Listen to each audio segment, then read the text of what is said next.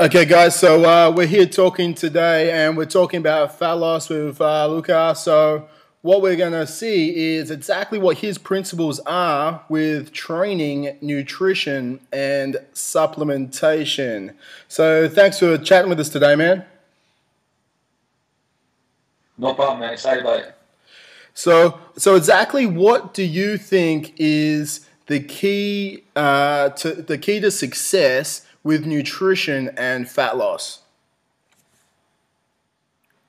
Um, I might say stuff a little different than what a lot of people are saying, because most people will say like this exact thing is what's going to get you to point B. Honestly, the things that I think that are most important are honestly mindset, support, accountability, all the shit that nobody talks about because everybody talks about this is the best meal plan and that's the best meal plan and blah blah blah blah blah. So I would start with that. I know for all our members, what really makes the biggest difference is honestly just sticking to the things and believing in what you do and then doing that. So that's the foundation of everything, especially for long-term success. So, But as far as training goes and nutrition goes, what I believe is the best. Definitely a combination. I'm just going to call it hybrid training because I do believe the combination of strength training and we can talk about what are the best, I guess, methods for it. And some type of cardio strength or metabolic training are definitely best for fat loss, combined with what you want to call it, lower carb diets. But I mean, I'm become a big fan of intermittent fasting and implementing that, even if not on a consistent basis. I think there's so many health benefits apart from fat loss benefits that like I'm trying to do. I basically implement intermittent fasting into almost everyone's plans now, and we've seen pretty incredible results, not just with actual weight and body fat loss, but with blood work and just how people are feeling and throughout the day. And they find it just easier to actually stick to stuff. At the beginning, it's like, oh shit, I can't eat. There's going to be a problem, but then they realize it's actually beneficial. Energy levels, not having to prepare food, which was sometimes the hardest part of this. For me, it's just constantly learning and seeing not only in theory in books what applies to be the best, but what can you actually implement into people's real lives that work 10, 12-hour days, got 3 kids, and all the other craziness of life. And I think that a lot of people sit there and talk about what's the best, but they don't fucking train people, so they don't really know what's the best is what I can make people actually do on a daily basis for life. Because if I get you down in a month or 2 months, I get you down to a certain weight, and afterwards you can't implement that into your lifestyle, I didn't do shit. I mean, I gave you a certain result that you can't continue to upkeep. And to me, that's to me, honestly, it's not very. I mean, it's not what we do. At least it's not what I do. I try to change people's lives, lifestyles, and lives rather than do a short term A to B, who pay me, and fucking I don't care what happens after that. So that's just my philosophy, like bundled down a little bit. I like that, man. Like, I guess I'm pretty much the same in that boat. Like, it doesn't matter if you have the best plan in the world, unless the people can actually stick to it. So if someone can't stick to your plan, and it could get them, astounding results, but at the end of the day, if they can't stick to it, they're not going to get those results. So it's okay to have a plan that might not be 100%, but if they stick to it 100%, they're going to get amazing results. Exactly. Exactly. So when you look at your With you actual on that. when you look at your actual nutrition, what would you say if you could say three key components to help people with to get fast fat loss results with nutrition? What would those three components be?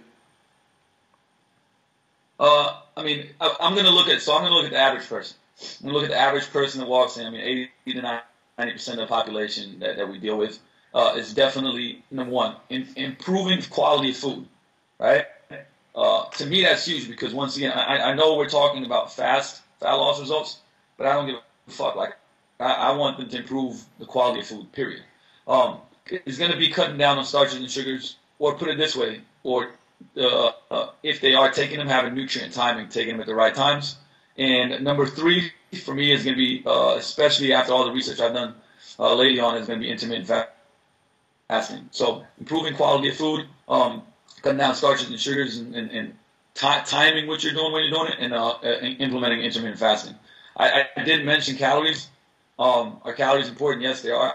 I didn't mention though because honestly, if those three things get put into place, the thing is that naturally your body's going to regulate satiety, and you're going to be taking in as less than what you need to be, or put it this way, at least for fat loss purposes. So I found that we for the majority of people, we didn't have to track calories when we did those three things.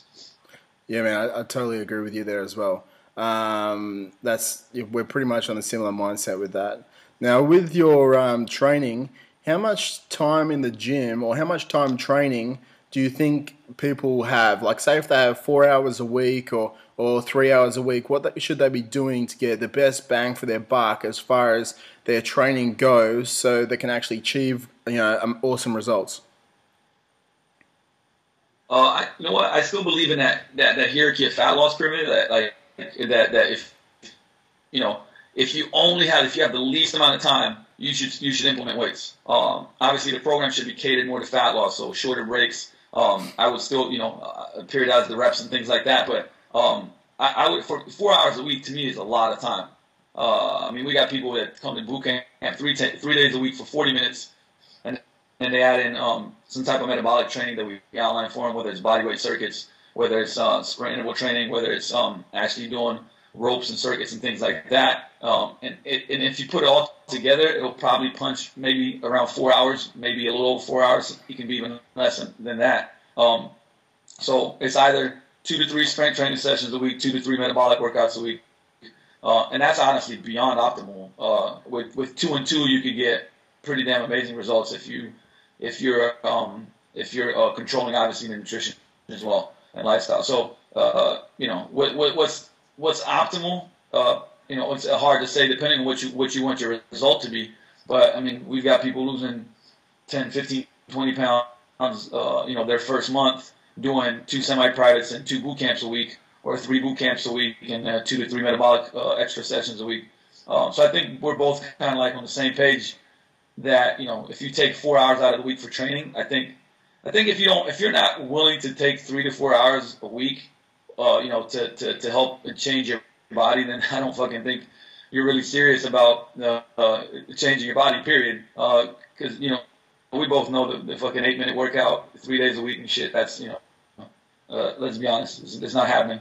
But at the same time, what most people believe that you need to be in the gym hour and a half and 2 hours a day. 4 or 5 days a week. That's also not the truth. You can implement the right amount of training, 3-4 days a week, and do at-home workouts for 10-15 minutes a day, density stuff, interval stuff.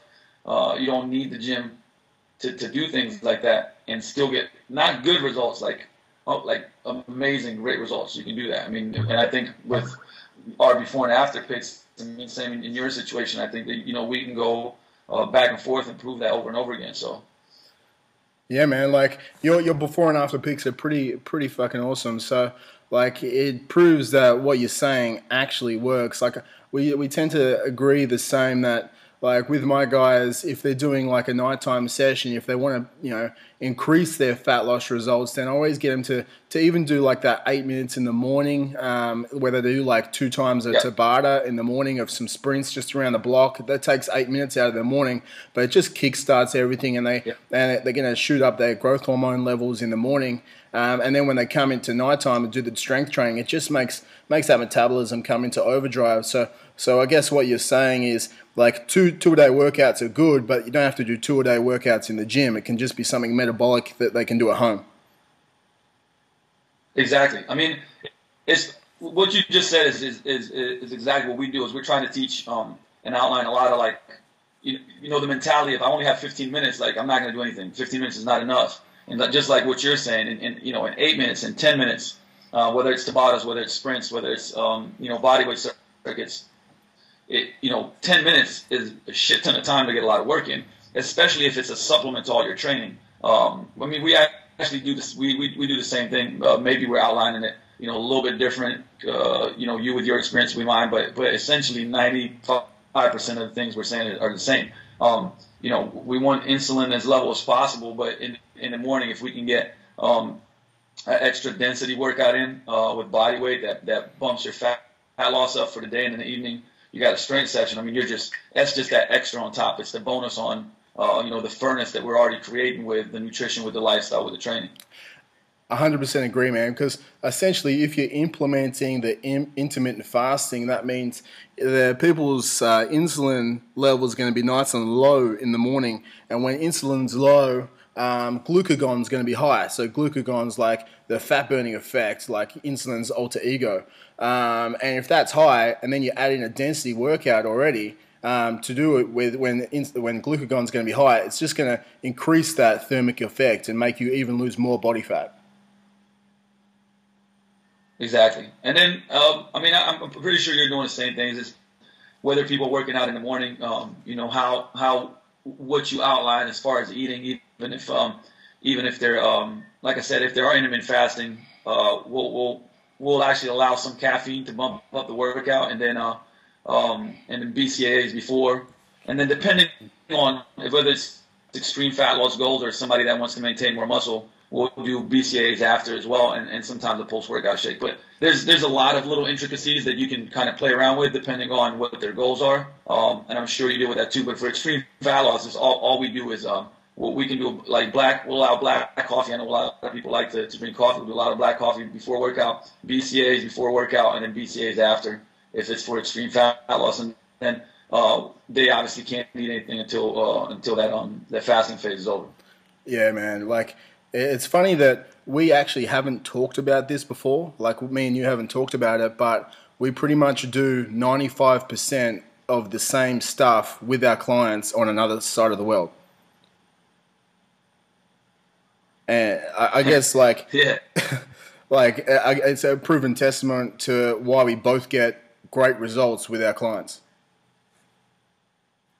Yeah, it's interesting because we've never actually really gone into detail about training, but I obviously follow what you're doing, but we've never talked about methodologies, and I'm sure, like I said, I mean, me and you are both lifetime learners. I know that you study a shit ton. Like I probably, I don't know if there's such a thing as studying too much, but friends and family will tell me I fucking study too much, but I don't sleep enough, and I just get so I don't know, I dive into this shit and I can't stop learning. But I think that what's the thing that actually helps out with what we're doing is that you learn it and you apply it. If I learn something new, I'm going to create a beta program. I'm going to go and test it out, and I'm going to really find out hands on if it works or not. Theoretically, it's really, really easy listening to somebody else's experience and say, okay, this works or this doesn't work, or this guy said that this works. At the end of the day, it's like when you're still actually hands-on training people, you have a gym and you have hundreds and hundreds of people that you're working with, you see whether this shit actually really works or not. I've seen so much stuff written down, and then I was like, wow, this it sounds great. We started applying it, it just didn't work because it was written from theory. And I think we need people obviously to research stuff and put it in theory, but at the end of the day, I don't care. You can write whatever you want. It can sound like the best thing in the world. If I've tested it over and over again and the results are not great, I will not use it. So I think that the power in that is that like you can, we can do something, test it, and then tweak it like based on our experiences. Because really, both of us, all we can say is, based on my experiences, this is what happens, right? And that's how I started talking. Like my good friend Nick Tonello's, it was a great thing that he brought up. Is instead of me saying like, hey, you know what, Travis, this is what it is, I can just be like, hey, from my experience, this is what we've seen. Yeah. I can't say from your experiences. Maybe you're doing some other shit and it's like crazy. You got people throwing pink dumbbells at each other and shit. And people losing 40 pounds a week. I don't know. I mean, if they are, then I need to take that method and start implementing it and try it out. But the point is, like, from my experience, that's what happens. And like right now, I mean, we're talking more in depth than we did a little bit before. And I mean, literally 90 to 95% of the stuff we're doing is similar or the same, which I think should tell a lot to people that, hey, you know what? There's these two guys that train hundreds and hundreds of people at their gym, and they're getting really, really good results, and 90% of the stuff is working the same, right? I think that says a lot. And with discussions with a lot of other top trainers, I guarantee you that they'll fit a lot of that as well. At least with my discussions. But like I said, from my experience, that's what I've seen. Yeah, man. Now, like, lastly, like, I guess the big thing comes down to supplements, like whether you should take supplements, you shouldn't take supplements. Like, I personally, like with the guys that I train, it's more so looking at like essential fatty acids, the BCAAs, like a plant-based or a whey-based protein, and then we look at like more so zinc, magnesium, and I guess that's the type of supplements that I move towards. Like, we don't use any type of thermogenic bullshit or anything like that. Tell me, like, if you could give me a top like 3 to 4 supplements that you use with your people to get awesome results to help supplement their training plan and their nutritional plan, what do you use, and why would you kind of use it, or why do you use it? That it's changed a little bit over the years, but right now I'm definitely, my number one would be a greens product, a good greens product. And when I say that, I mean for multiple things, and one of those things is definitely probiotic enzymes. So obviously, good greens product has a high amount of probiotic enzymes, which is critical in gut health. So we, that's kind of like the insurance policy, and a lot of people that we train, I just know they're not getting enough vegetables and fruits in, and so the phytonutrient count and things like that are not going to be as high. So I think that's crucial. But I stay really basic, kind of like what you're saying. Like I've never really promoted any type of thermogenic shit. I think it can be a cherry on top. I've trained and do train still some figure competitors and bikini competitors, and some of them. I think it's more placebo, and like, okay, I'm taking this thermogenic, it's helping out, and it might help out a couple of percentages, but like, let's be honest, like real food is going to be 80 to 90%. Supplements are going to help out a lot, but I'm on the same page as you. For me, it's a great greens product, fish oil.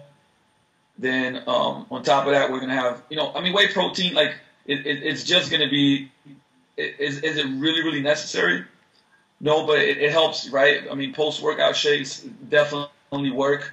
Having whey protein shakes as meal replacements is efficient and effective. And then I'm a big fan of like stuff like ZMA, same things that helps with obviously sleep and hormone release and things like that.